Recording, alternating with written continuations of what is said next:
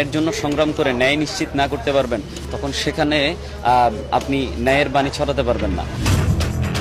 চাঁদাবাজির পরদিন 18 জুলাই মাছরাঙা টেলিভিশনের কাছে এইভাবে নীতির কথা শুনিয়েছিলেন রিয়াদ।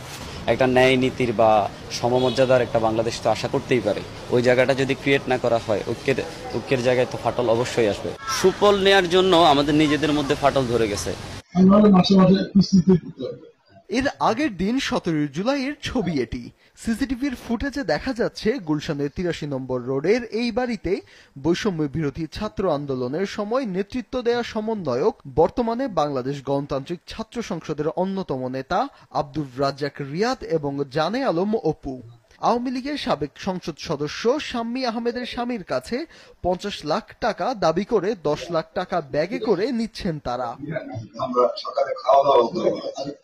এর ঠিক 9 দিন পর গতকাল শনিবার রাতে রিয়াদের নেতৃত্বে চাঁদার বাকি অংশ সহ স্বর্ণালংকার আনতে আবারও ওই বাড়িতে গেলে খবর দেয়া হয় পুলিশকে। খবর পেয়ে ঘটনাস্থল থেকে রিয়াদ সহ 5 জনকে গ্রেফতার করে পুলিশ।